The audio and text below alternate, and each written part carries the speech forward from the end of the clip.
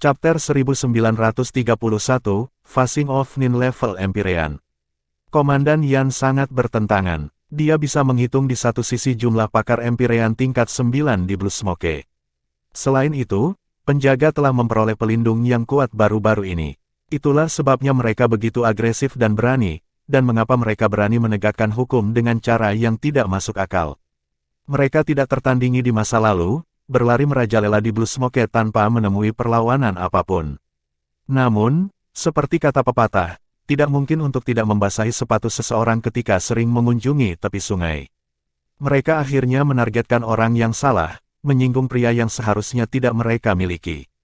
Jiang Chen telah berada dalam suasana hati yang gelap akhir-akhir ini, menekankan tentang ancaman iblis dan formasi besar pengurungan jiwa surgawi. Dia berencana untuk hanya menjual batu giok kuno di Blue Smoke, tetapi masalah telah mengetuk meskipun dia tidak melakukan apapun untuk menjaminnya. Dia tidak bermaksud melakukan apapun pada pengawal elang biru, merekalah yang dengan bodohnya bergerak melawannya. Seseorang benar-benar tidak bisa selalu mendapatkan apa yang mereka inginkan. Komandan Yan, aku sudah menyaksikan betapa sombongnya penjaga elang biru. Sayangnya, kamu tidak cukup kuat untuk mendukung kesombongan kamu. Apakah kamu punya trik lain di lengan baju kamu? Nada bicara Jiang Chen meneteskan sarkasme. Komandan Yan memelototi Jiang Chen, matanya sama ganasnya dengan serigala. Jiang Chen bahkan tidak harus memanggil burung vermilion untuk melawan komandan. Dia 80% yakin bahwa dia akan mampu mengalahkan pria itu sendiri. Adapun Blue Eagle Guard, mereka bahkan tidak menimbulkan tantangan bagi seseorang di tingkat Jiang Chen. Dia bisa membawa mereka semua dengan mudah. Komandan Yan menolak mengakui kekalahannya. Dia menggeram, aku mengakui bahwa kamu baik, nak, tapi aku akan menguji kamu sendiri. Dia memutuskan untuk mengambil masalah ke tangannya sendiri. Jika dia menang, semuanya baik-baik saja. Jika dia gagal, dia akan mundur dan bertarung di hari lain. Jiang Chen mengejek desakan komandan untuk berjuang. Dia datang ke perhatian penuh dan memfokuskan pikirannya. Jika akan ada perkelahian, dia akan menang. Dia tidak akan membiarkan komandan Yan mengendalikan arus pertempuran atau membiarkan orang itu mundur dan mundur dengan mudah. Kehadiran komandan Yan tumbuh secara eksponensial lebih kuat. Dengan cambuk lengan komandan yang tiba-tiba, sinar cahaya yang tak terhitung menyilaukan melesat ke arah Jiang Chen seperti hujan lebat. Tidak ada peringatan, tetapi pemuda itu siap. Dia meningkatkan pertahanan gunung magnetik itu lagi, mendorongnya sampai batasnya. Sinar cahaya ternyata adalah senjata tersembunyi Komandan Yan. Pisau yang dibentuk seperti bulu sayap burung layang-layang menghantam arus udara emas dan tertarik oleh gunung. Gunung itu mampu menyelesaikan setiap serangan dari senjata logam, dan serangan Komandan Yan yang dilakukan dengan rapi tidak efektif. Huff, apakah ini yang kamu punya? Sama sekali tidak ada yang bisa dibanggakan. Sebenarnya, Jiang Chen bermandi keringat dingin. Jika dia tidak siap, bahkan jika serangan itu tidak menyakitinya, Huang dan Chu Xinghan mungkin akan terluka. Itu semakin memperdalam ketidaksukaan Jiang Chen terhadap komandan. Komandan adalah kepala pengawal elang biru, namun dia tidak peduli tentang kehormatan ketika dia bertarung. Ini adalah pria yang akan melakukan apa saja untuk mencapai tujuannya. Jiang Chen memutuskan untuk mengambil komandan Yan tidak peduli apa. Komandan Yan merasa malu dan marah karena kegagalannya. Dia mengulurkan tangan dan memanggil bilah bulunya. Dengan putaran pergelangan tangannya, dua bilah putih salju berputar dan maju menuju Jiang Chen. Ini pada gilirannya memicu semangat kompetitif Jiang Chen. Dia melolong dan berseru, aku akan bertemu pedang kembarmu dengan pedang kembarku. Dia memiliki banyak cara serangan yang dapat mengalahkan komandan, tetapi dia memutuskan untuk menggunakan pedang Taiji Pisces. Kedua bilah datang kepadanya dengan cambuk tangannya, pedang yang di kirinya, pedang yin di kanannya. Dia melintasi pedang di depannya dalam posisi awal Sword of Genesis. Pedang menciptakan energi yang unik saat digunakan bersama. Komandan Yan adalah pejuang yang berpengalaman. Saat Jiang Chen mempersembahkan senjatanya, ia menyadari bahwa pemuda itu bukanlah ikan kecil dan tidak mudah ditangani. Penyesalan bangkit dari lubuk hatinya. Dia terlalu ceroboh. Jika dia mengetahui siapa Jiang Chen sebelum bergerak, orang-orangnya akan tetap hidup, dan penjaga elang biru masih akan berada di atas angin. Tetapi sudah terlambat untuk memikirkan hal itu. Komandan Yan mengeraskan tekadnya. Tidak akan ada resolusi damai untuk situasi ini. Dia harus menyelesaikan apa yang dia mulai dan mengeluarkan pemuda itu. Pisau berbulu di tangannya adalah senjata yang sempurna. Setiap gerakan mengalir ke sungai berikutnya seperti sungai. Begitu serangannya dimulai, itu tak terbendung. Namun, bahkan dalam menghadapi serangan tanpa henti seperti itu, Jiang Chen tetap tenang. Pedang kejadian, pada dasarnya, sempurna, tidak peduli seberapa ganas serangan lawan itu. Dia bisa menghadapi setiap serangan dan menyelesaikannya dengan mudah seperti mereka sedang bertanding. Setelah mulai mengambil pedang kejadian hanya beberapa waktu yang lalu, Jiang Chen paling-paling adalah pemula. Masih ada jalan panjang sebelum dia bisa menguasainya. Namun demikian, itu sudah cukup baginya untuk bertarung dengan pedang berbulu komandan. Meskipun serangan komandan Yan tanpa henti dan tampaknya tidak dapat dihentikan, dia lebih frustrasi dan terkejut daripada siapapun. Serangannya bahkan tidak meninggalkan goresan pada Jiang Chen. Pria muda itu menari-nari dan menghindari pisau dengan anggun. Ketika komandan menyerang dengan ganas, pedang pemuda itu selalu dengan mudah membuat serangan itu tidak berguna. Pertempuran seperti ini adalah yang paling membuat frustrasi.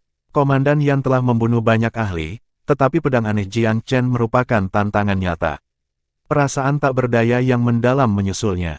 Dia mencoba banyak strategi, agresif, sabar, lambat dan tak henti-hentinya, dan berani. Tidak satu pun dari usahanya yang berarti bagi pemuda itu. Gerakan dan iramanya tetap tidak berubah. Komandan Yan tumbuh semakin gelisah dan tidak aman. Anggota yang lebih kuat dari pengawal elang biru bisa memberitahu tantangan yang dihadapi komandan mereka. Mereka berkumpul dan berdiskusi tentang apa yang bisa mereka lakukan, mencoba mencari solusi atas penderitaan komandan mereka. Chapter 1932, Taking Down Commander Yan. Pasangan Blue Eagle Guard yang berbeda berkumpul bersama dan mengeluarkan busur mereka, ingin membantu komandan mereka dengan menyerang musuh yang tangguh yang datang entah dari mana. Sayangnya, rencana mereka ditakdirkan untuk gagal. Panah terbang ke arah Jiang Chen seperti belalang, tetapi mereka tidak bisa lebih dekat dari beberapa meter ke orang itu sebelum terpesona oleh pertahanan alami tubuhnya yang pemarah. Namun, dalam melakukannya, Blue Eagle Guard membuat marah Vermilion Bird dan Long Xiaoxuan, yang diam-diam menonton. Para antek itu berani bergerak sebelum mereka. Ini merupakan tantangan bagi otoritas mereka. Long Xiaoxuan melolong. Tanpa menunjukkan wujudnya, gumpalan kabut hitam yang tak berujung terwujud dan jatuh di udara. Itu adalah salah satu teknik Long Xiaoxuan, penjara hitam. Ketika diaktifkan, ia menangkap setiap penjaga elang biru dan menjebak mereka dalam penjara asap hitam. Ratapan dan tangisan mereka terdengar di langit. Komandan Yan tercengang. Pria muda itu masih terkunci dalam pertarungan dengannya. Mengapa penjaga yang tersisa diserang begitu tiba-tiba? Teman wanita pria muda itu tidak melakukan apa-apa. Apakah ada yang lain? Komandan Yan membeku, diliputi rasa teror yang belum pernah dia rasakan sebelumnya. Dia tetap tenang sebelumnya karena dia yakin dia tidak akan berada dalam bahaya bahkan jika dia tidak bisa mengalahkan pemuda itu. Sebagai ahli Empire tingkat 9, hampir tidak mungkin bagi pemuda itu untuk mengancam hidupnya. Namun, sepertinya dia terlalu optimis. Yang bisa dia dengar hanyalah tangisan sedih pahlawan elang biru. Para elit timnya benar-benar diselimuti oleh asap hitam yang menggeliat, bentuk-bentuk mereka dikaburkan. Persetan, jantung Komandan Yan berdegup kencang. Ini dia, jika dia tidak melarikan diri sekarang, dia akan kehilangan kesempatan untuk mundur juga. Dia segera mengayuh sepeda kembarnya dan mengirim 2 torrens ujung pisau yang membeku ke Jiang Chen, mencoba bergegas mundur untuk melarikan diri. Jiang Chen mengejek dan melemparkan lonceng emas besar ke udara. Itu berubah menjadi keberadaan yang mendadak dan berdering dengan kekuatan yang luar biasa. Suara hikmat memunculkan kesan sutra-sutra dinyanyikan. Pola aneh muncul dari tubuh lonceng dan bersinar dengan cahaya keemasan, membangkitkan kekuatan rahasia di dalam dan membawa efek tersembunyi. Sinar cahaya yang tak terhitung jumlahnya ditembakkan dari bel dan membekap komandan. Dia melambat di bawah tekanan dan berkeringat dingin. Dia tidak berharap kontrol lonceng begitu kuat. Bahkan seseorang pada levelnya merasa mustahil untuk membebaskan diri. Sebelum mengambil tindakan, Jiang Chen sudah memutuskan untuk menjaga agar komandan tidak pergi. Bahkan ketika komandan kehilangan keinginan untuk bertarung, itu tidak berarti Jiang Chen akan membiarkannya lolos. Setelah mengambil bel dari Forefather Golden Bell, semakin dia memperbaikinya, semakin dia menyadari bahwa itu lebih kompleks dan kuat daripada yang dia pikirkan. Dia cukup yakin bahwa lonceng emas adalah senjata ilahi. Meskipun dia belum bisa menentukan peringkatnya, satu hal yang pasti, bel telah terbuang sia-sia di tangan leluhur-leluhurnya. Mantan pemilik tidak memanfaatkan banyak kekuatan penuhnya. Jiang Chen perlahan-lahan menemukan potensi sebenarnya dari bel, tetapi sebagian besar masih belum dimanfaatkan. Pola pada lonceng, khususnya, terhubung ke zaman kuno. Jika dia bisa memahami semuanya, dia bisa lebih meningkatkan kekuatan lonceng. Di bawah tekanan harta ilahi, Komandan Yan secara bertahap kehilangan kekuatannya dan perlawanannya semakin lemah. Setelah setengah jam, dia jatuh ke tanah seperti tumpukan lumpur. Jiang Chen menaklukkannya tanpa ragu-ragu. Sangkar yang terbuat dari asap hitam perlahan menghilang, tidak meninggalkan apapun di belakangnya. Para penjaga yang memamerkan kekuatan mereka telah menghilang ke udara. Jika bukan karena mayat-mayat di tanah dan patung-patung yang baru dibentuk, penjaga elang biru mungkin belum pernah ke sini. Para kultivator yang berkeliaran meledak bersorak dan bertepuk tangan, menyatakan rasa hormat dan terima kasih mereka kepada Jiang Chen. Jiang Chen mendengus. Dia tidak membuat pendirian untuk para penggarap berkeliaran, namun mereka menganggapnya penyelamat mereka. Dia melirik Huanger dan mentransmisikan, kita akan bicara di dalam. Sebelum dia bisa melangkah kembali ke penginapan, pemiliknya mendatanginya dengan sekelompok pegawai. Mereka semua berlutut. Mohon ampun, Tuan. Tempat usaha kecil ini tidak dapat mengakomodasi seseorang sebaik kamu jika kami ingin terus melakukan bisnis. Kamu telah membunuh begitu banyak pengawal elang biru. Itu akan membawa kita ke banyak masalah. Silakan menjauh dari penginapan. Kami tidak dapat menyinggung kamu atau penjaga elang biru. Petik 2. Jiang Chen tidak berharap bahwa ia akan dianggap sebagai onar. Kemarahan diterjemahkan menjadi senyum yang tajam. Maksudmu aku yang harus disalahkan dan bukan penjaga elang biru. Pemilik itu membungkuk memohon. Kami tidak berani menilai penjaga elang biru karena melakukan pekerjaan mereka. Jiang Chen sangat marah. Dia tidak ingin marah pada pemiliknya, tetapi dia tidak akan pergi tepat ketika diminta untuk melakukannya. Dia membayar kamar itu, dan itu adalah prinsip yang harus dia tempati. Dia tidak tahu berapa banyak anggota Blue Eagle Guard yang ada di Miracle City, tetapi Komandan Yan adalah kepala penjaga. Dengan pria di bawah kendalinya, mengapa dia takut pada para penjaga? Jika aku pergi sekarang, bukankah kamu takut kalau Blue Eagle Guard akan melampiaskan kemarahanmu padamu? Dengan aku di sini, mereka hanya akan menargetkan aku ketika mereka datang untuk membalas dendam. Aku akan berada di sini untuk menerima beban kemarahan mereka. Apalagi yang kamu inginkan? Dalam sekejap, Jiang Chen terbang melewati pemilik dan pegawai seperti hantu dan menghilang. Wajah pemilik berubah pucat. Sebelum dia bisa berbicara, pelanggan penginapan itu mulai menegurnya. Apakah kamu bersekongkol dengan Blue Eagle Guard? Sepakat, keamanan kami sama sekali tidak dipastikan di sini, dan kamu memiliki keberanian untuk mengusir pelanggan kamu. Petik 2. Kamu sebaiknya berhati-hati. Kamu membuat marah tuan muda itu. Mungkin dia akan membakar pendirian tidak etis ini ke tanah. Petik 2. Chapter 1933, Stunning News. Chu Xinghan agak pendiam ketika memasuki kamar Jiang Chen. Dia tidak tahu apa yang seharusnya dia lakukan atau bagaimana bereaksi. Jiang Chen tersenyum ketika dia melihat kenalan lamanya. Brother Chu, sepertinya kamu sudah maju sejak pertemuan terakhir kami di Gunung Roh Abadi. Setelah kamu pergi dengan Tetua Sun, aku tidak berharap untuk melihat kamu lagi di sini. Petik 2. Kamu, Chu Xinghan gemetar. Terkejut, matanya berkaca-kaca saat menatap pria itu.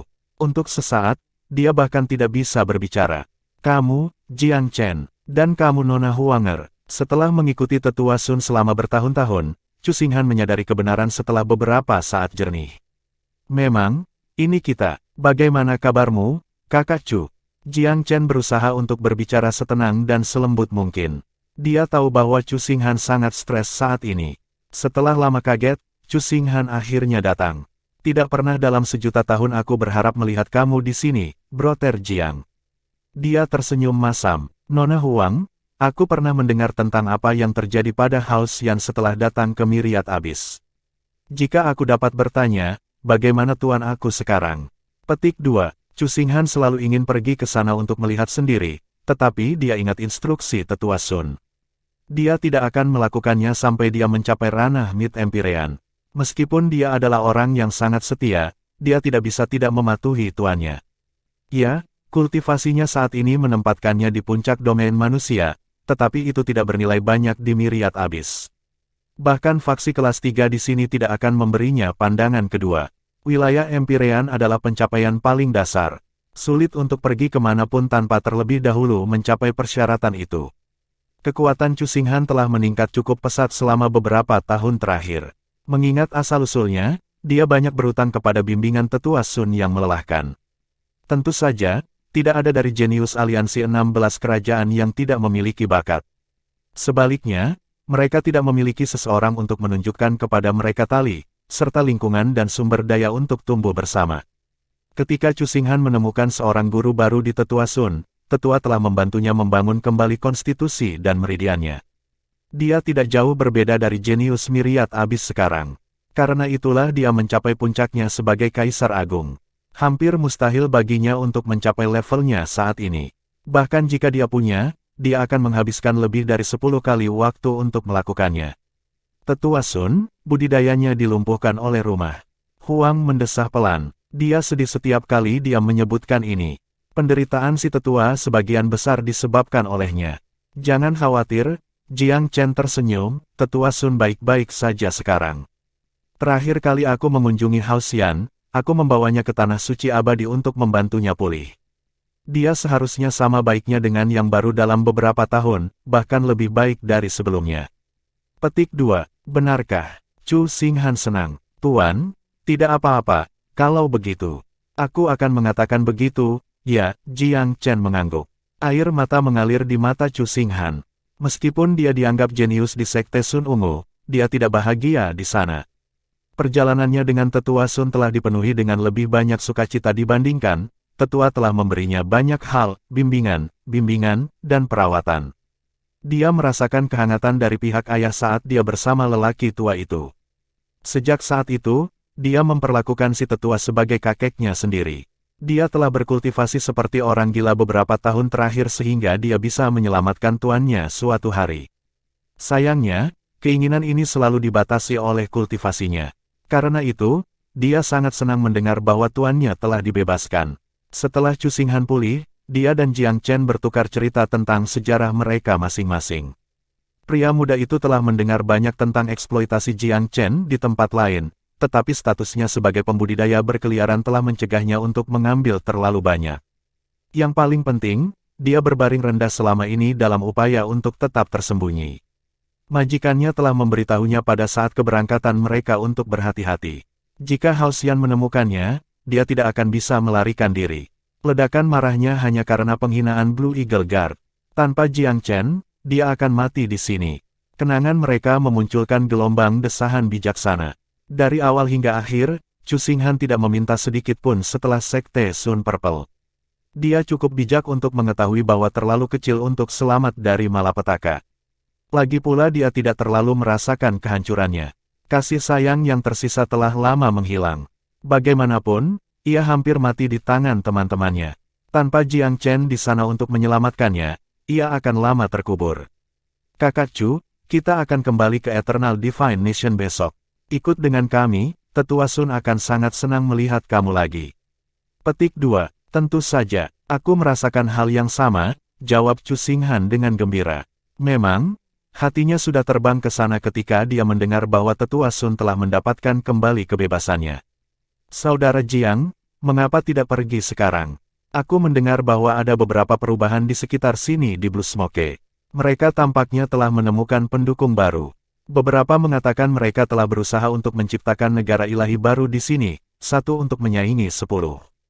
Petik 2. Apa katamu? Sebuah bangsa ilahi, di sini di Blue Smoke.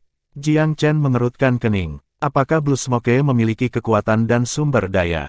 Dia tahu lebih baik dari siapapun di mana 10 bangsa ilahi berasal. Mereka mewarisi warisan dari perang pemeteraian iblis kuno. Selalu menjadi faksi kelas 2, apakah Blue Smoke melamun ketika mengajukan klaim seperti ini? Alisnya tetap berkerut ketika dia memikirkan implikasi dari ini. Mungkin ini adalah tabir asap. Huang tertawa. Kami tahu tentang keadaan biasa-biasa saja mereka secara langsung. Jiang Chen tidak setuju. Zamannya berbeda. Myriad Abyss, tidak, Divine Abyss secara umum, berada di tengah kekacauan. Perubahan drastis sedang terjadi di seluruh. Sulit untuk mengatakan bahwa bukan itu masalahnya di sini. Petik 2. Huang sedikit mengangguk pada analisisnya.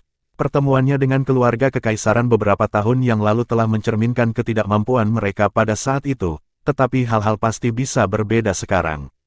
Chapter 1934, Looting with Abandon. Jika Blue Smoke benar-benar tidak melihat perubahan apapun, mengapa Blue Eagle Guard begitu sombong? Mereka selalu agak angkuh, tetapi tidak hampir pada tingkat yang sama. Jiang Chen tenggelam dalam beberapa refleksi di berita yang tak terduga. Dia tidak akan pergi begitu saja. Dia bukan pengecut. Lebih lanjut, dia tidak percaya bahwa ini akan menjadi akhir dari semuanya. Ya, dia mengajarkan pelajaran menyakitkan kepada penjaga elang biru. Dia bahkan menangkap Komandan Yan. Namun, dia memiliki beberapa hal untuk ditanyakan kepada Sister Liu, manajer toko batu giok kuno yang besar. Dia curiga dia telah terjual habis. Blue Eagle Guard datang ke penginapan ini justru karena batu giok kuno. Seluruh pertunjukan rumit ini adalah hasil dari keserakahan mereka. Mengapa lagi mereka pergi begitu banyak masalah hanya untuk menangkap seorang penjahat? Berbaring dalam penyergapan di luar penginapan akan memberi mereka kesempatan yang jauh lebih baik untuk menangkap seseorang. Setelah sedikit berpikir, itu jelas. Sekarang, hampir fajar. Kakak Chu, Jiang Chen menyatakan, aku bukan tipe orang yang harus pergi sekarang. Aku hanya akan melakukannya setelah semuanya ditangani dengan tepat di sini.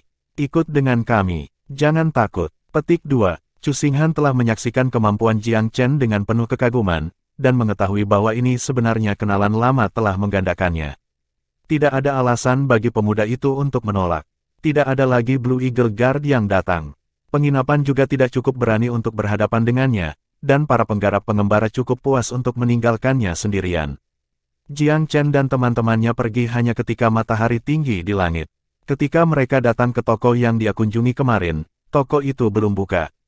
Jiang Chen mencibir. Dia mampu menunggu. Setelah lebih dari 1 jam, semua toko di sekitarnya telah dibuka untuk bisnis. Yang ini adalah satu-satunya rekannya yang tetap tertutup rapat. Mencoba bersembunyi dari aku. Jiang Chen mencibir. Dia bahkan lebih yakin bahwa orang yang dia cari memiliki hati nurani yang bersalah. Pada titik ini, dia bisa membuang dengan sopan. Berjalan ke pintu, dia mendorong udara dengan kedua tangan. Pembatasan yang menghalangi pintu masuk hancur seperti kertas dan lem, benar-benar hancur dalam beberapa saat. Tidak ada yang bisa menghentikannya masuk secara paksa. Toko-toko tetangga mengintip keluar karena gerakan kekerasan itu. Toko ini adalah salah satu toko terbesar di Miracle City, dan melakukan banyak bisnis di mana-mana. Bahkan, sering mencuri pelanggan dari para pesaingnya. Karena kekayaan sering kali memicu kemarahan, staf dari toko-toko tetangga menyaksikan pertunjukan dengan beberapa Schadenfreude alih-alih menawarkan bantuan. Tampaknya korban dari perampokan yang tampaknya sedang berlangsung telah membuat terlalu banyak musuh dengan kesombongannya. Menghancurkannya akan menjadi hal terbaik di dunia. Kemudian, semua bisnisnya akan mengalir ke toko-toko lain. Ada banyak keuntungan di sini. Menyorong melewati pintu, Jiang Chen mengambil kursi dan duduk di tengah-tengah toko. Beberapa rekan biasa menghindar ketakutan dari sudut. Jiang Chen tahu ada orang di dalam di tempat pertama. Dia mencibir ketika melihat mereka dari atas ke bawah. Apa, kamu tidak berani membuka pintu hari ini? Petik 2. Para karyawan secara kolektif memucat. Mereka melirik Jiang Chen seolah dia adalah malaikat maut. Secara khusus, mereka menghindari kontak mata apapun, hampir seolah-olah mereka khawatir dia akan memakannya hidup-hidup. Katakan padaku, di mana adikmu Liu? Jiang Chen berkata tanpa perasaan.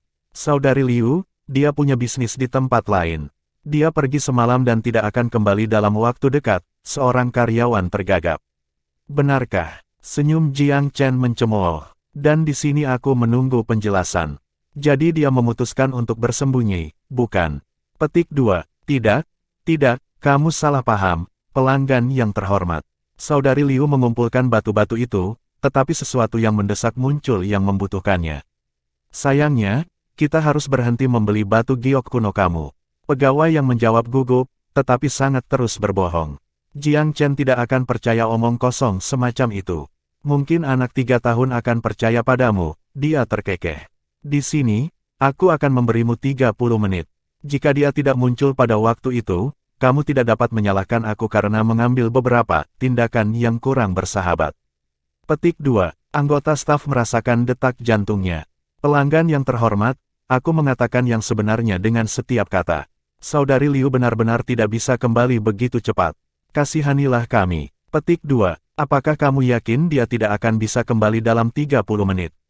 Jelas tidak, kata karyawan itu siap. Jiang Chen tertawa lagi. Seringai aneh merayap di wajahnya. Jadi, kamu tidak ingin memberi aku jawaban yang tepat. Baiklah, izinkan aku. Petik 2. Dia cepat-cepat menjulurkan jarinya ke semua karyawan di sekitarnya. Mereka langsung lumpuh. Jiang Chen mulai merampok toko buta. Dia menaruh semua batu giok yang bisa dia lihat ke penyimpanan. Oleh Gold, kirim anak-anakmu dan panen apapun yang bisa kamu temukan. Semua kubah dan perangkap tersembunyi, baik di atas maupun di bawah tanah. Jangan biarkan apapun terbongkar. Petik 2. Tikus Goldbeater dengan cepat dikerahkan seperti segerombolan belalang. Perampokan bukan niat asli Jiang Chen. Jika Suster Liu memberinya penjelasan, bahkan yang salah, ia tidak akan dapat melakukan banyak hal tanpa bukti yang bertentangan. Namun, jika dia bersembunyi darinya, itu masalah lain. Jelas, dia tidak jujur tanpa malu-malu. Karena itu yang terjadi, tidak ada alasan baginya untuk menahan diri. Tidak ada keraguan mengenai efisiensi tikus Goldbeater. Seperti layaknya salah satu toko terbesar di Miracle City, jumlah batu giok dan batu roh di tokonya bahkan mempesona Jiang Chen. Jiang Chen begitu saja mengantongi segalanya, dan mengeluarkan sebagian dari batu giok kuno untuk diberikan kepada tikus pekerja keras. Oleh Gold, kamu dan saudara-saudaramu harus mengambil batu giok ini sebagai hadiah sahmu. Menelan, para karyawan telah lumpuh, tetapi masih cukup jelas. Karena ingin menangis karena kehilangan, mereka melihat sendiri betapa cepatnya toko itu dibersihkan. Bahkan kompartemen tersembunyi dan area yang belum mereka ketahui telah habis. Melihat sejumlah besar kekayaan dan kekayaan dijarah, para karyawan tahu bahwa tempat ini telah selesai dibangun. Orang-orang yang menonton pertunjukan dari luar agak khawatir bahwa mereka akan dijarah juga. Tetapi itu tidak terjadi. Ahli yang memberikan hukuman sangat berprinsip pada penolakannya untuk menyakiti orang yang tidak bersalah. Chapter 1935, Interrogating Commander Yan. Jiang Chen cepat. Dalam waktu kurang dari setengah jam, dia menyapu bersih toko. Rahang Cusinghan terjatuh saat dia menyaksikan proses dari awal hingga akhir. Dia tidak pernah tahu betapa hebatnya melakukan apapun yang kamu inginkan di dunia bela diri Dao. Jiang Chen secara alami tidak mau berlama-lama setelah merampok toko. Dia naik Starfate dan bersiap untuk pergi. Komandan Yan telah menyaksikan tindakan Jiang Chen sebagai tawanan. Dia melebarkan matanya dan menatap Jiang Chen setelah naik ke airboat, tatapannya menyala dengan amarah. Jiang Chen tersenyum tipis. Sepertinya tidak bisa membunuh, tidak peduli seberapa keras kamu menatapku, Komandan Yan. Aku tidak takut membunuhmu. Kamu hanya hidup karena aku belum ingin membunuh kamu. Jaga dirimu. Aku mungkin berubah pikiran karena cara kamu memandang aku. Petik 2. Kalau begitu bunuh aku, Komandan Yan serak. Aku tidak takut padamu. Jiang Chen mengangkat bahu. Aku tidak membutuhkanmu. Kamu bebas untuk terus membuat aku marah. Mungkin aku akan mengabulkan permintaanmu sekarang. Petik 2. Komandan Yan mungkin berbicara seperti martir, tetapi pada kenyataannya, dia masih takut bahwa Jiang Chen mungkin membunuhnya. Dia sehat dan kuat, di puncak hidupnya. Dia berada di Empyrean tingkat 9 dan baru-baru ini memperoleh pendukung yang kuat. Dia baru saja mencapai hal-hal besar di Blue Smoke. Namun, dia menemui kejatuhannya di penginapan sederhana ini. Dia tidak bisa berdamai dengan itu. Dia belum mau mati. Keheningan membentang. Komandan menghela nafas panjang dan berkata, "Kamu baik dan kamu bukan siapa-siapa. Jika aku akan kalah, aku bisa melakukan jauh lebih buruk daripada kalah dari kamu. Aku tidak takut mati, tetapi bisakah aku mendapat jawaban dulu?" Petik 2. Jiang Chen tersenyum sedikit. Apa yang ingin kamu ketahui? Aku ingin tahu siapa dirimu sehingga aku bisa menerima kekalahanku. Yan Qingsang, yang minum-minum dengan Jiang Chen, mengejek dan menyela, "The Blue Smoke Ayers benar-benar bodoh. Mana yang menurut kamu lebih kuat, Blue Smoke atau House Xiaohou dari Eternal Divine Nation. Bagaimana dengan para pemberontak dari negara bela diri suci? Petik 2. Yan Qingsang sangat mengagumi Jiang Chen. Sejak bertemu Jiang Chen, hidupnya hanya menanjak. Dia bersyukur dan terkesan dengan saudara iparnya. Meskipun dia tidak menyetujui keduanya bersama pada awalnya, ketika seluruh rumah menentang gagasan itu, dia adalah orang pertama yang menyerah dan mendukung Jiang Chen. Oleh karena itu, dia merasa berhak atas setengah dari kredit untuk apa yang telah dicapai Jiang Chen. Keputusannya untuk mengikuti ipar telah terbukti bijak. Jiang Chen adalah alasan mengapa dia naik ke Empyrean, dan mengapa dia terus menerobos. Dia tidak bisa menyebutkan semua cara Jiang Chen membantunya. Komandan Yan berhenti dan, seolah menyadari sesuatu, rasa tidak percaya keluar dari matanya. Dia menatap Jiang Chen dan tergagap, kamu penerus dari Tanah Suci Abadi, Tuan Muda Jiang Chen. Jiang Chen tidak menjawab pertanyaan itu, tetapi malah mempertimbangkan Komandan Yan dengan hati-hati dengan tatapan yang sangat dalam. Seolah-olah dia mencoba membedah Komandan dengan matanya. Komandan Yan bergidik di bawah pengawasan dan mengalihkan pandangannya, tidak mau memenuhi itu. Di satu sisi, dia melihat betapa kuatnya teknik mata Jiang Chen. Di sisi lain, dia merasa terbuka ketika mata mereka bertemu. Seolah-olah pemuda itu bisa melihat semuanya dan menembus semua rahasianya. Ini masalah serius, Komandan Yan. Jika kamu ingin hidup, jawablah pertanyaan aku dengan jujur. Kamu mungkin berbohong dan mencoba menipu aku, tetapi dengan risiko hidup kamu sendiri. Jiang Chen tersenyum seolah mereka hanya berbicara tentang cuaca. Komandan Yan tegang. Ini adalah cobaan nyata. Aku mendengar bahwa Kepulauan Blue Smoke telah memperoleh pendukung yang kuat dan berencana membangun bangsa yang ilahi. Aku ingin tahu, siapa sekutu misterius kamu ini? Petik 2. Kata-kata kasar Jiang Chen langsung ditujukan ke pengejaran. Sorot mata Komandan Yan bergeser. Mata Dewa Jiang Chen menembus dan mengunci kesadaran Komandan, membuatnya mustahil baginya untuk berbohong. Komandan Yan memejamkan mata dalam pemikiran yang mendalam, atau mungkin tidak ingin menjawab sama sekali. Jiang Chen tidak mendesak. Dengan nada lembut, dia berkomentar, jika aku tidak mendapatkan jawaban dalam 10 napas waktu, itu akan menjadi akhir hidupmu.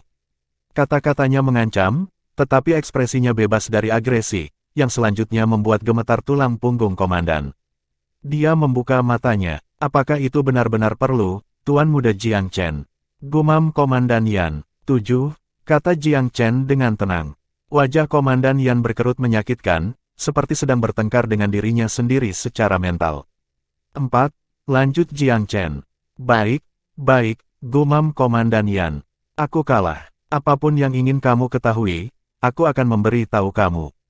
Aku tidak tahu siapa pendukung Blue Smoke, tetapi menurut Yang Mulia, itu adalah seorang kultivator ilahi, dan bukan sembarang kultivator ilahi. Petik 2, alam ilahi. Jiang Chen mengerutkan kening. Bagaimana mungkin ada satu dengan yayasan terbatas di Blue Smoke?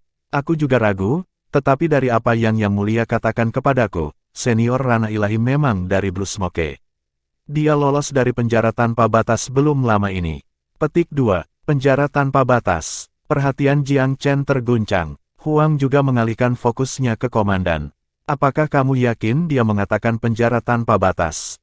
Tuan Muda meminta konfirmasi. Komandan Yan menggelengkan kepalanya. Aku tidak yakin, itu yang dikatakan oleh Yang Mulia sendiri. Penjara tanpa batas. Tidak mungkin. Huang menggelengkan kepalanya. Itu adalah penjara berdimensi dengan segel yang tidak bisa dipecahkan. Seseorang bisa masuk, tetapi mustahil untuk keluar. Sepanjang sejarah panjang Myriad Abyss, sangat sedikit yang benar-benar melarikan diri dari penjara. Petik 2, sangat sedikit, kata Komandan Yan, tetapi tidak seorang pun. Apakah kamu sudah bertemu ahli ilahi? Tanya Jiang Chen. Tidak, kata Komandan Yan tanpa ragu-ragu. Senior menolak untuk bertemu dengan siapapun kecuali Yang Mulia. Namun, aku dapat mengatakan dengan pasti bahwa senior memang ada. Aku pernah merasakan kekuatannya yang menakutkan sebelumnya. Petik 2, bagaimana menakutkan? Tanya Jiang Chen samar-samar. Aku tidak cukup berpengalaman untuk menggambarkannya, tetapi senior harus naik ke dewa untuk beberapa waktu. Chapter 1936, Declaring Fealty. Komandan Yan adalah individu yang cukup penting di Blue Smoke. Meskipun dia hanya memimpin Blue Eagle Guard, mereka yang lebih berpengaruh darinya di sekitar bagian ini dapat diandalkan dengan satu tangan. Jika bahkan dia tidak bisa memberikan banyak informasi tentang senior ilahi ini, maka individu itu memang misterius. Menurut Komandan, Dewa hanya datang ke Blue Smoke dalam setengah tahun terakhir. Itu kira-kira ketika Jiang Chen telah kembali ke domain manusia juga. Dengan demikian, Tuan Muda tidak memiliki kesan tentang peristiwa ini. Jika dia berada di Myriad Abyss, pasti dia akan mendengar seorang ahli ilahi yang melarikan diri dari penjara tanpa batas. Aku pernah ke Miracle City lebih dari sekali sebelumnya. Meskipun kamu mendominasi di masa lalu, kamu belum pernah melakukan pelecehan terang-terangan sebelumnya. Katakan padaku, apakah perilakumu yang baru ditemukan berhubungan dengan ahli ilahi ini? Apakah kamu merasa bahwa dukungannya memungkinkan kamu melakukan apapun yang kamu inginkan? Petik 2. Akan menggelikan jika itu masalahnya. Bahkan pemula yang paling kasar pun tidak akan sebodoh itu. Miracle City memiliki banyak orang yang pergi ke sana kemari sepanjang waktu. Hampir setiap orang dari mana saja dapat melewati tanpa banyak pemberitahuan, pengunjung dari 10 negara ilahi termasuk. Modus operandi yang keras dan sembrono ini hanya melukis target di kepala Blue Smoke sendiri. Komandan Yan terlihat agak sedih dan kesal. Pertanyaan Jiang Chen menyelimutinya. Apa? Kamu cukup berani untuk melakukan perbuatan itu tetapi tidak mau mengakuinya. Jiang Chen mencibir. Kesedihan memenuhi mata komandan. Menjaga kebenaran darimu tidak akan ada gunanya bagiku. Pakar ilahi menuntut kita semua. Setelah dia datang ke Blue Smoke, Kaisar mendengarkan setiap kata-katanya. Pakar itu mengatakan bahwa untuk menciptakan bangsa yang ilahi, sejumlah besar kekayaan dibutuhkan. Mengumpulkannya dengan cara biasa hampir tidak mungkin. Petik 2. Apakah itu sebabnya kamu menggunakan metode curang seperti itu untuk mengumpulkan kekayaan?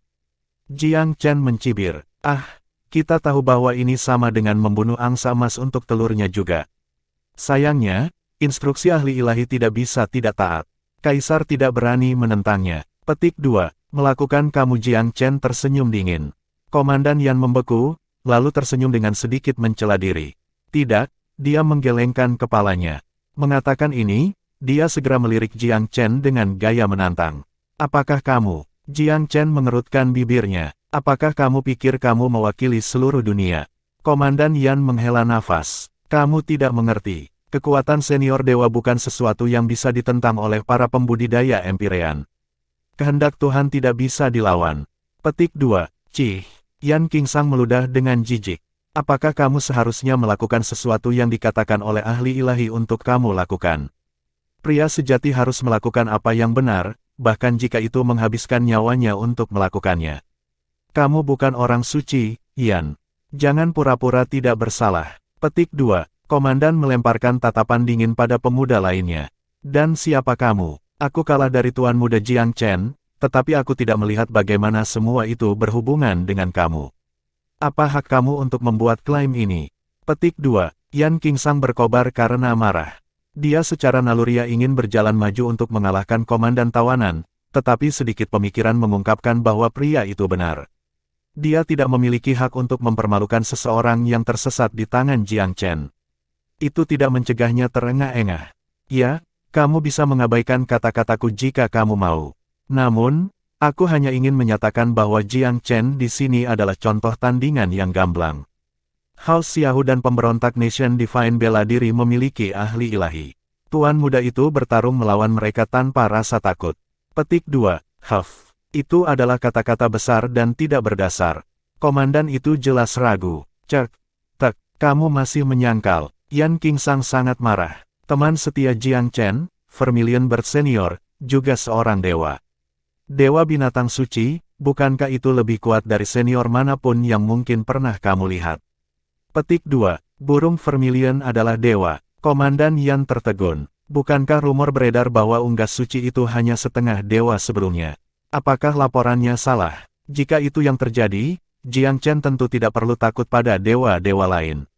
Binatang suci secara alami memiliki keunggulan bertarung melawan manusia. Tanpa berkata apa-apa, dia lebih memilih daripada menekan poin yang tidak ada.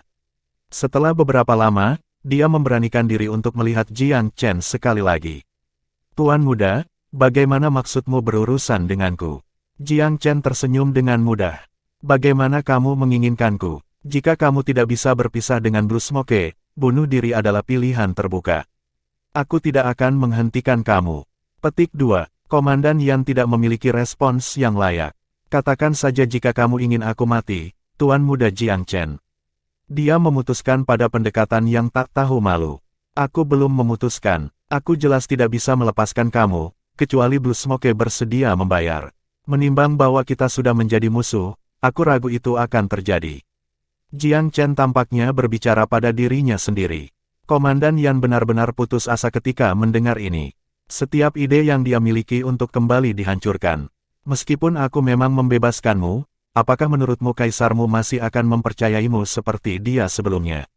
Tanpa elit kamu, apakah kamu pikir dia akan membutuhkan kamu seperti yang dia lakukan sebelumnya? Jiang Chen tiba-tiba bertanya, pura-pura ingin tahu. Komandan berhenti sekali lagi untuk merenungkan hal ini. Dia merasa sulit untuk menjawab. Kaisar selalu menyukai sekutu dan bawahan baru yang lebih berguna baginya. Bahkan, dia saat ini hanya bertindak berdasarkan saran dari ahli ilahi. Komandan itu adalah penjahat yang tepat sebelumnya, jadi ada alasan kuat bagi Kaisar untuk peduli padanya. Tapi sekarang, dia telah kehilangan wajah keluarga kekaisaran dan juga semua pasukan elitnya. Jika dia kembali sendirian, apakah Kaisar masih menginginkannya adalah pertanyaan nyata. Mengabaikan kemungkinan hukuman, kemungkinan besar ia tidak akan ditempatkan pada posisi yang penting juga. Sudahlah itu, mari kita putuskan hal-hal nanti ketika aku kembali ke Eternal Divine Nation. Jiang Chen tidak ingin terlalu banyak berpikir sekarang. 3 atau 5 tahun terkunci akan membuatmu lebih baik. Komandan Yan mengeluarkan keringat dari dahinya.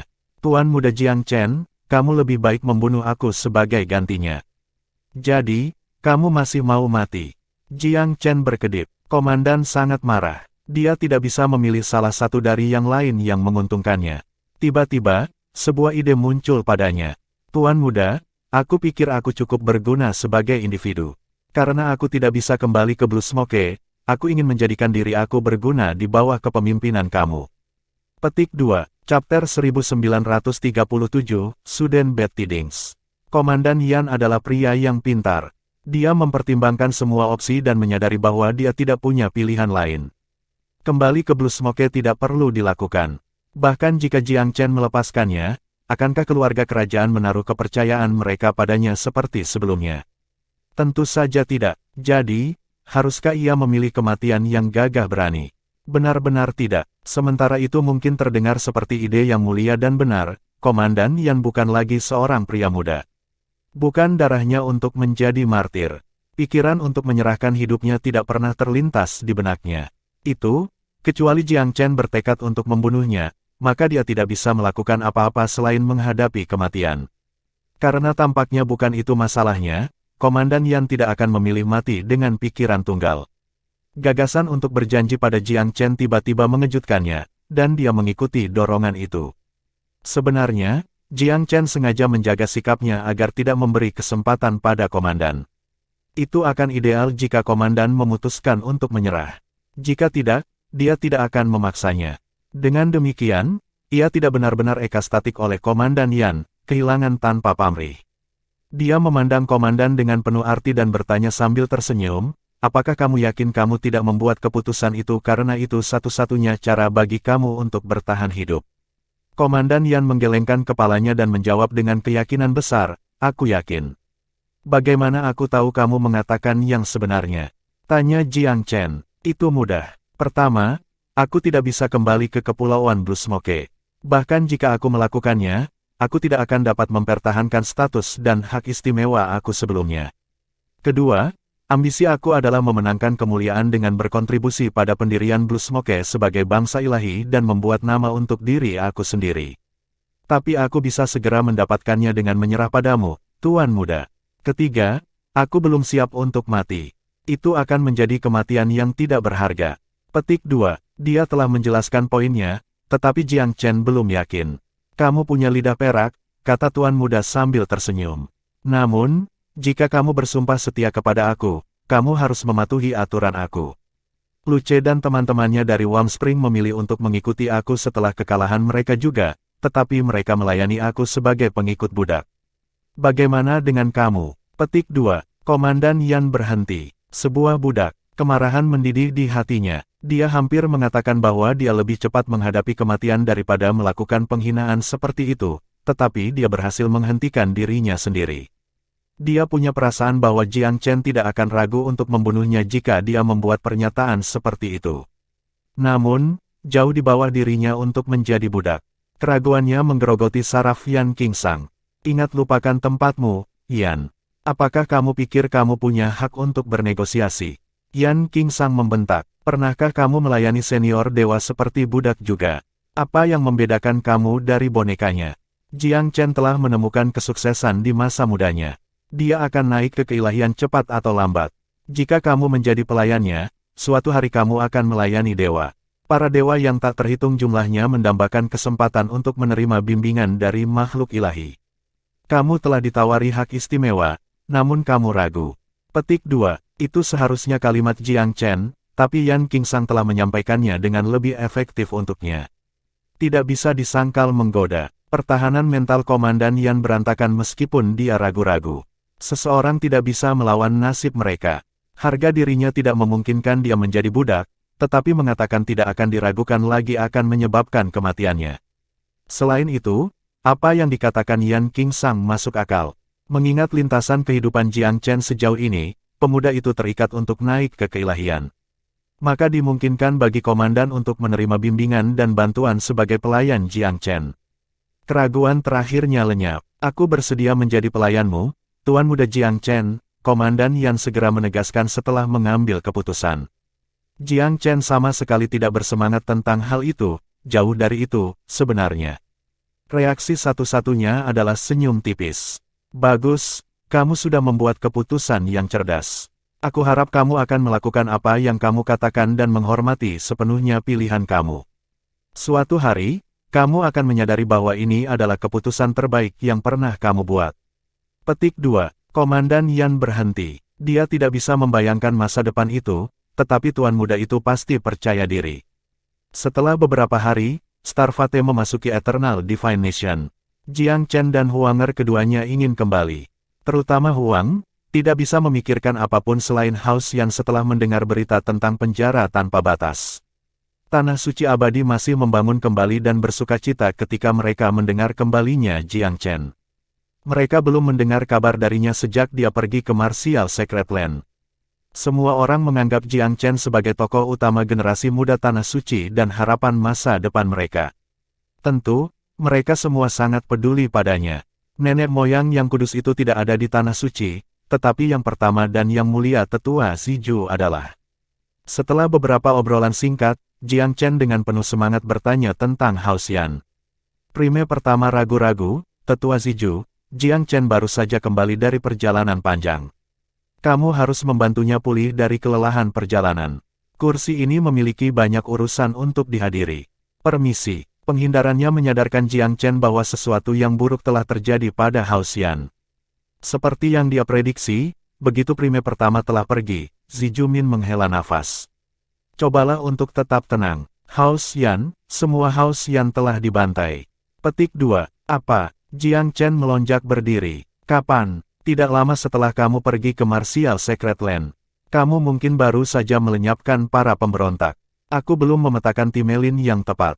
Petik 2. Pikiran Jiang Chen menjadi kosong, tetapi kata-kata Ziju Min memicu sesuatu dalam benaknya. Tepat setelah pemberontakan Martial Secret Land berakhir. Ya, Ziju Min mengangguk. Tentang waktu itu, jika itu masalahnya, apakah tetua Yan Wanjun baik-baik saja? Jiang Chen tidak terlalu peduli dengan anggota Haos Yan lainnya, tetapi Yan Wanjun adalah kakek Huang. Yan Wanjun, dia ada di sini di Tanah Suci bersama tetua Sun, tetapi dia tidak berada di tempat yang baik secara emosional saat ini. Aku tidak tahu apakah dia patah hati tentang apa yang terjadi pada Haos Yan atau sesuatu yang lain. Petik 2. Jiang Chen merasa sedikit lebih baik setelah mendengar bahwa Yan Wanjun aman. Itu meninggalkan dia dengan satu pertanyaan, apa yang sebenarnya terjadi pada Haos Yan? Bertemu dengan tatapan tanya jawab Jiang Chen, Ziju Min menggelengkan kepalanya sambil tersenyum masam.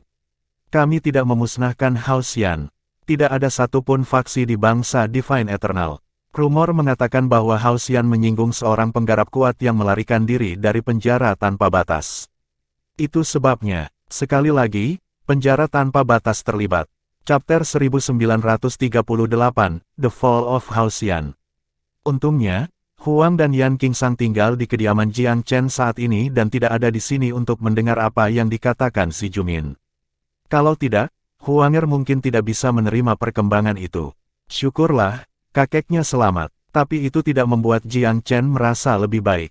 Bagi Huanger, keluarga yang paling ia pedulikan adalah orang tuanya, yang masih berada di penjara tanpa batas.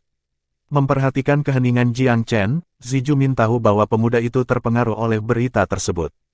Setelah jeda yang lama, Jiang Chen menarik napas dalam-dalam dan bertanya, apakah Tanah Suci tidak menyadari sama sekali ketika House Yan dihancurkan? Dia mungkin tidak menyukai House Yan, tapi itu masih keluarga Huang. Sangat menyebalkan karena mereka dihancurkan tepat di bawah hidung Tanah Suci. Itu terjadi ketika dia pergi untuk membantu Martial Secret Land. Tanah Suci abadi yang harus disalahkan sebagian karena tidak memberikan perhatian yang cukup. Tentu saja, ini bukan saat yang tepat untuk menunjukkan jari. Zi Jumin menghela nafas. Semuanya terjadi sangat tiba-tiba. Nenek moyang tidak ada di Tanah Suci pada waktu itu.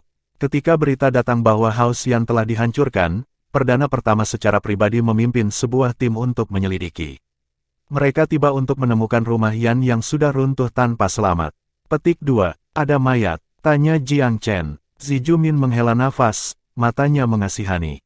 Hampir tidak ada yang utuh.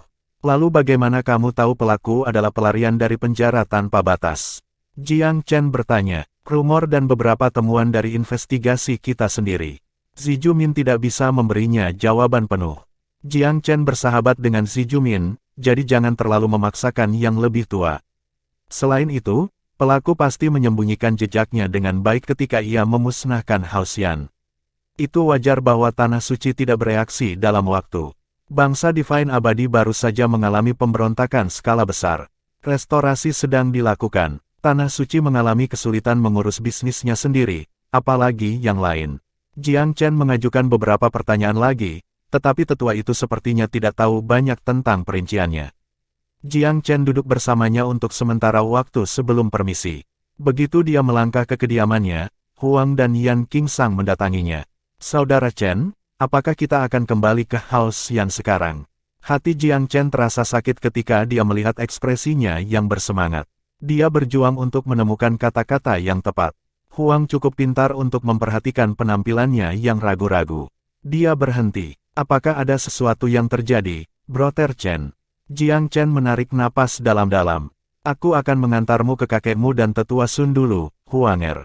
Tetua Sun telah menetap di sebuah tempat tinggal di Tanah Suci. Hua Ming, murid yang diambil Jiang Chen di Blue Smoke, juga ada di sana. Responsnya memperkuat kecurigaan Huang. Ada sedikit kesedihan di wajahnya.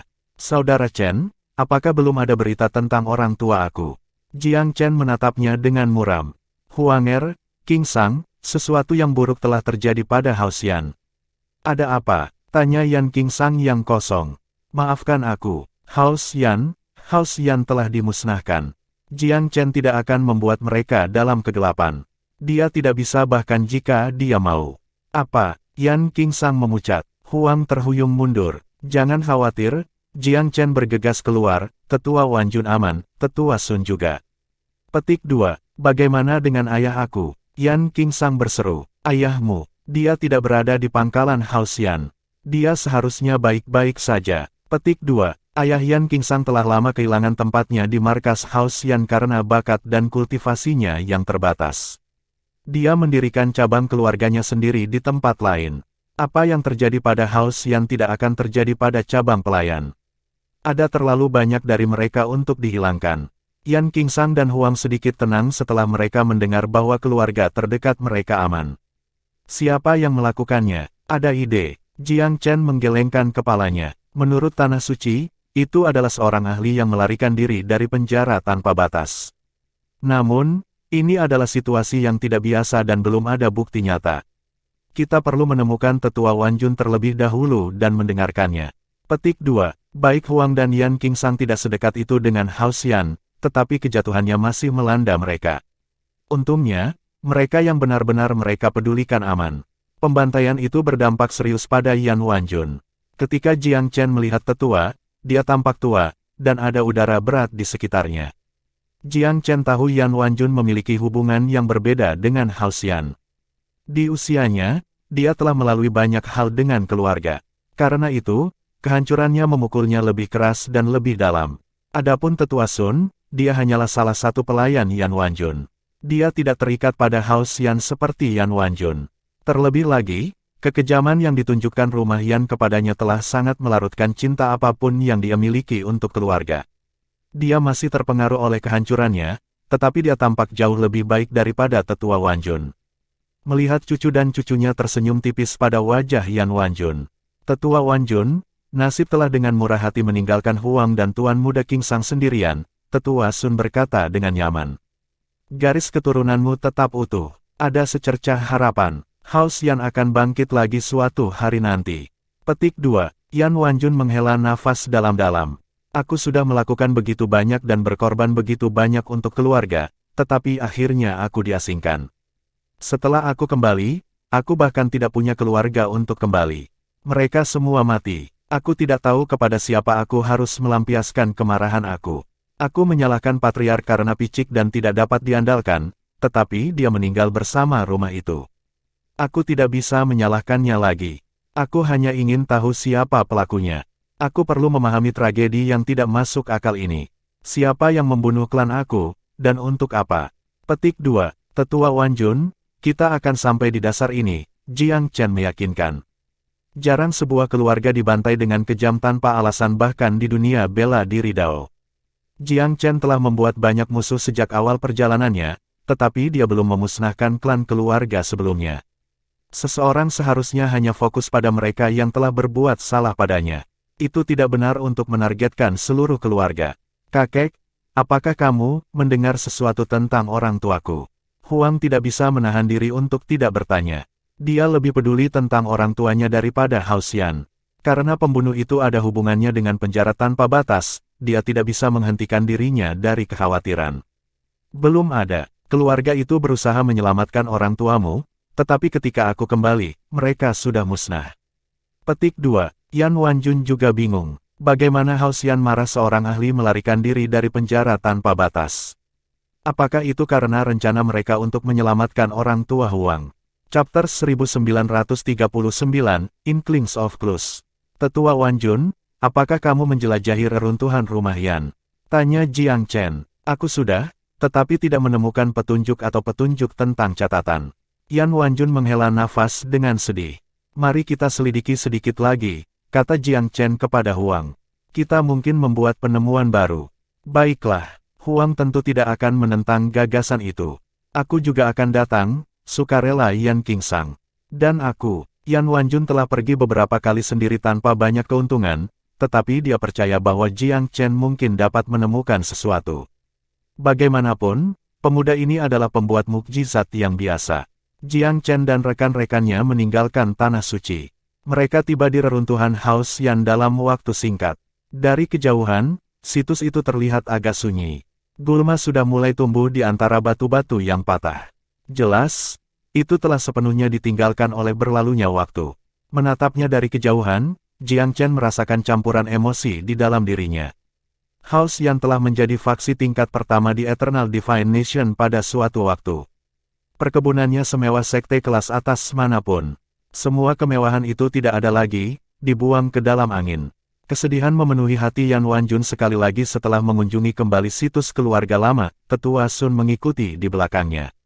Meskipun tetua itu senang bisa bersatu kembali dengan murid lamanya, kebahagiaan ini dibasahi oleh pemandangan suram tentang mereka. Chu Xinghan tidak terlalu menyukai Hao Xian. Dalam ingatannya, satu-satunya perannya adalah pelakunya yang bertanggung jawab untuk membawa tuannya Tetua Sun menjauh darinya. Karena itu, ia telah melihatnya sebagai musuh utamanya. Namun, emosinya dipengaruhi oleh kesungguhan di sekitarnya. Semua orang tetap diam saat berjalan dengan susah payah di reruntuhan. Meskipun Huang tetap tenang pada awalnya, kerangka tetap di mana-mana membuatnya sedih. Orang-orang ini hidup hanya 1 atau 2 tahun yang lalu. Ya, Hao Xian telah mempersenjatai dia dengan kuat dalam banyak hal, tetapi ada juga beberapa orang yang baik dan simpatik di dalam keluarga. Yan Qingsang menggertakkan giginya, sambil memaki-maki. Dia sangat marah. Meskipun frustrasi dengan rumahnya, ia tetap sedih setelah kehancurannya. Tiba-tiba, langkah kakinya berhenti di depan salah satu kerangka. Dia membungkuk dan mengambil liontin. Ini adalah milik saudara Zhenhuai. Jadi dia juga, suaranya sangat sedih. Yan Zhenhuai adalah satu-satunya di antara generasi muda House Yan yang ia hormati. Mereka memiliki hubungan yang cukup baik, sangat kontras dengan Yan Jinan dan kroni-kroninya, yang melecehkannya di setiap kesempatan. Karena itu, ia menghormati dan menghargai yang meninggal sebagai kelangkaan yang terhormat di antara saudara-saudaranya. Liontin telah menggantung di leher kerangka, yang berarti bahwa jenius muda juga tidak lolos dari pembantaian. Yan Qingsang sangat sedih dengan ini. Jiang Chen juga memiliki kesan yang baik tentang pemuda itu. Dia menjadi agak melankolik ketika kematian dikonfirmasi. Mengitari reruntuhan itu lagi dan lagi, dia mengerutkan alisnya seiring waktu. Setelah pikirannya memuncak, dia kembali ke pinggiran perkebunan dan dengan hati-hati memeriksa beberapa detail spesifik. Tetua Wan Jun, dia memandang ke arah Yan Wan Jun dengan serius. Apakah kamu memperhatikan apa yang harus aku perhatikan? Pria tua itu bertanya dengan suara rendah. Seluruh tanah itu pernah ditutup oleh pembatasan yang kuat. Masih ada jejaknya, mungkin hanya sedikit yang bertanggung jawab atas pertumpahan darah ini. Petik 2. Oh, Yan Wan Jun memiliki keahlian yang jauh lebih sedikit dalam formasi. Menurutmu ada berapa banyak? 4 atau 5? Tidak lebih dari itu. Hanya 4 yang mengotori tangan mereka, yang kelima tampaknya adalah atasan mereka. Dia nyaris tidak melakukan pekerjaan apapun. Jiang Chen mencatat temuannya. Bagaimana kamu bisa melihat semua itu? Tetua Sun agak ragu. Untuk dapat memperoleh begitu banyak informasi dari begitu sedikit bukanlah keajaiban, tetapi sekali lagi, pemuda di hadapannya adalah seorang yang biasa dengan keajaiban. Sejujurnya, mereka juga meneliti bagian-bagian ini sendiri, tetapi terlalu banyak waktu telah berlalu bagi mereka untuk mengambil sesuatu yang berguna. Namun di sini Jiang Chen, dengan tegas bersikeras bahwa tidak ada lebih dari 5 pelaku. Kedua lelaki tua itu takjub akan hal ini. Metode pembunuhan dan bukti kerangka menunjukkan sebagian besar pembunuh. Ada satu lagi yang mungkin memberi perintah, yang akan menjelaskan betapa jarang dia bertindak sendiri. Petik 2. Meskipun hanya tulang berserakan, Jiang Chen tetap bisa mengatakan banyak hal. Apakah ada hal lain yang kamu kenali? Asal-usul atau identitas mereka, mungkin. Petik 2. Jiang Chen menggelengkan kepalanya, tertawa tak berdaya di dalam dirinya sendiri. Mengharapkan hal-hal itu tetap setelah waktu yang lama benar-benar mustahil. Tentu, menggunakan sisa aura untuk melacak tukang daging akan bisa dilakukan segera setelah fakta, tapi itu sudah terlalu lama sejak itu. Petunjuk apapun sudah lama menghilang. Kecuali mereka yang bertanggung jawab telah meninggalkan kesalahan mencolok, itu sebagian besar tugas yang mustahil. Huang tidak tahan melihat orang mati berserakan. Kakek, katanya pelan, akankah kita mengubur mayat-mayat ini agar mereka bisa beristirahat dengan tenang? Pada akhirnya, mereka pernah menjadi kerabatnya. Dia cukup baik untuk memperlakukan mereka yang telah lulus dengan bermartabat, bahkan mereka yang pernah bertanggung jawab untuk menganiaya dia dan orang tuanya. Dia tidak ingin sisa-sisa mereka berserakan di bawah matahari seperti ini. Memang, mereka seharusnya diizinkan untuk beristirahat dulu, kata Yan Wan Jun dengan nada kayu. Aku hanya menahan diri untuk tidak mengembalikan mereka ke bumi karena aku ingin Jiang Chen menyelidiki adegan itu untuk dirinya sendiri. Jiang Chen memikirkannya sejenak. Dia sudah melihat cukup banyak yang bisa dilihat. Kalau begitu, mari kita mulai, dia mengangguk. Haruskah kita memilih tempat yang berbeda? Tanya Yan Qingsang. Tidak, sekarang House Yan sudah tidak ada lagi, biarkan hantu-hantu ini mencair ke dalam situs rumah mereka sebelumnya. Bahkan aula leluhur telah dihancurkan. Biarkan mereka beristirahat dengan jiwa leluhur kita. Yan Wan Jun terdengar sangat sedih. Demi efisiensi, kelompok itu langsung pindah kerja. Sesuatu tiba-tiba berkedip dalam kesadaran Jiang Chen. Dia mengarahkan mata tajam ke sepetak ruang kosong. Siapa di sana? Tunjukkan dirimu. Dia menempatkan Huang di belakang dirinya ketika dia melakukannya. Tatapannya waspada. Chapter 1940, Four Mysterious Cloaked Men. Reaksi Jiang Chen membuat yang lain terdiam. Mereka dengan cepat menyadari apa arti kata-katanya dan berkerumun ke arahnya sebagai respons. Apakah kamu yakin ada seseorang di sana, Jiang Chen? Yan Wan Jun bertanya dengan suara rendah. Pria muda itu menjawab dengan diam dan tatapan mematikan ke arah sepetak ruang kosong. Kepastiannya cukup jelas dalam tindakannya. Tawa seram terdengar dari kekosongan. Anak yang sangat tajam, aku agak tersembunyi, tapi kamu tetap memperhatikanku, kan? Seseorang perlahan-lahan keluar dari sumber tawa, menyebabkan sejumlah riak di kain dimensional. Dia mengenakan jubah coklat, tetapi wajahnya tidak jelas seperti langit malam berbintang. Penampilannya yang sebenarnya sepenuhnya tersembunyi. Aura seorang penantang baru ini sangat menakutkan. Jiang Chen secara naluriah menetapkan asal-usul besar kepadanya. Dia setidaknya seorang dewa, jika bukan dewa yang tepat. Lelaki itu berdiri di udara dengan sikap tidak menentu yang membuatnya tampak hanya setengahnya. Mata kejahatan Jiang Chen menembakkan percikan warna emas yang melesat di udara seperti panah. Haha, mencoba menggunakan keterampilan mata pada aku, sobat. Pria misterius itu menggelengkan kepalanya. Ada lambang bercahaya di depan wajahnya, menghalangi sinar optik Jiang Chen. Kedua energi itu bertabrakan dalam ledakan cahaya sebelum menghilang. Pertukaran yang begitu indah memikat tetua Sun dan Chu Xinghan. Mereka mengagumi keterampilan Jiang Chen lebih dari itu. Siapa kamu? Jiang Chen sedikit terkejut. Mata emas jahatnya adalah metode yang biasa digunakannya, dan jarang gagal disampaikan. Bahkan jika dia tidak bisa membuat orang ketakutan dengan satu pukulan, dia setidaknya bisa mengejutkan kesadaran mereka, untuk sesaat menatap mereka. Luar biasa, pria misterius dalam jubah misterius ini membalas serangannya. Ini yang pasti pertama, Jiang Chen sulit berkecil hati sekalipun. Serangan okulernya lebih merupakan ujian, bukan serangan penuh. Haha, kamu pikir aku ini siapa? Pria berjubah itu memiliki suara sedingin besi. Itu dilarang untuk didengar. Kamu harus mengambil bagian dalam pembantaian Hao Xian. Jiang Chen balas berseru. Itu tidak sulit ditebak. Pria berjubah itu tidak berusaha untuk menyangkal tuduhan itu. Kamu telah disembunyikan di sini selama ini. Yan Wanjun berseru kaget. Pria berjubah itu tertawa pelan. Memang, aku sudah cukup banyak di sini sepanjang waktu. Pak Tua Yan, kamu datang ke sini beberapa kali, tetapi kamu tidak pernah curiga, tetua terhormat dari rumah Yan. Tidak banyak yang bisa dilihat, pada akhir hari. Petik 2. Yan Wanjun adalah wilayah Empyrean tingkat 9. Sangat memalukan baginya untuk dicemooh sebagai tidak berharga. Kenapa kamu tidak membunuhku juga? Dia menuntut dengan sedikit kesal. Kamu berani membunuh keseluruhan rumah Yan, jadi mengapa kamu goyah di sini? Terlepas dari kesedihannya, ia merasa ini agak aneh.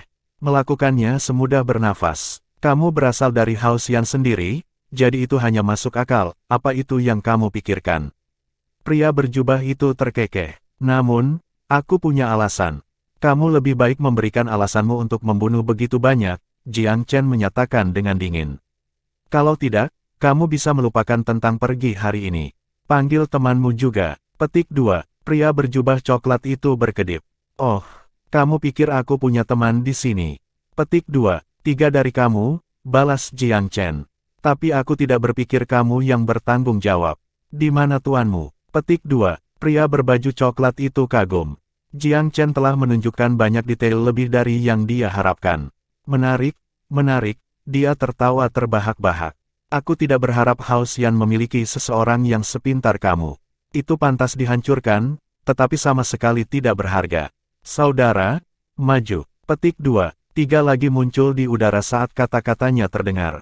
Mereka mengenakan jubah dan penyamaran juga, meskipun dalam warna berbeda dari pria berjubah coklat.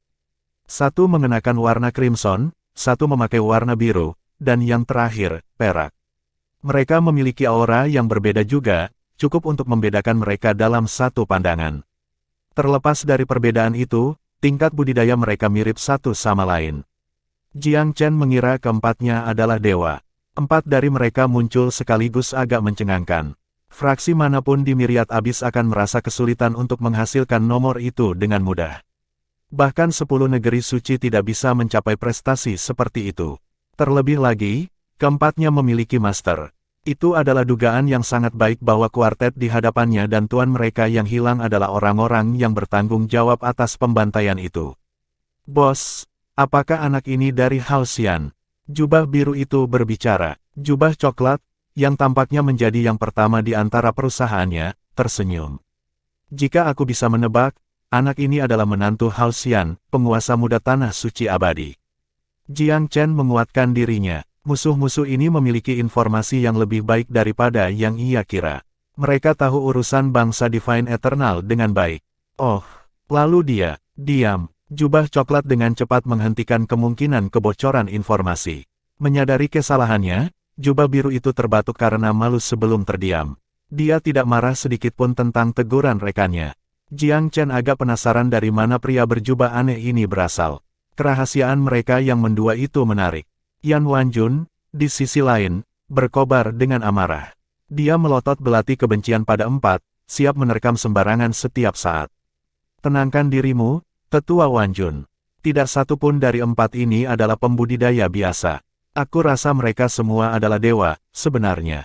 Pria muda itu dengan tergesa-gesa mengirim pesan pada kakek temannya setelah melihat impulsif yang terakhir. Meskipun Yan Wanjun tidak menjadi kurang marah, dia merasa pikirannya sedikit jernih. Kecerobohan terhadap empat dewa hanya akan berarti kekalahan baginya. Terus terang, dia akan lebih dari kewajiban. Jika dia membuat kesalahan di sini, dia akan kehilangan cucu dan cucunya. Pasti ada alasan mengapa keempat orang ini tidak memukulnya, dan dia perlu mencari tahu alasannya. Menangkupkan tinjunya, Jiang Chen bertanya sekali lagi. Jika kamu tahu identitas aku dan juga Tetua Wanjun, kamu harus menjadi individu yang patut diperhatikan. Mengingat itu, Hao Xian tidak akan berani membuatmu marah tuan-tuan. Mengapa kamu memusnahkan rumah, doakan katakan. Petik 2.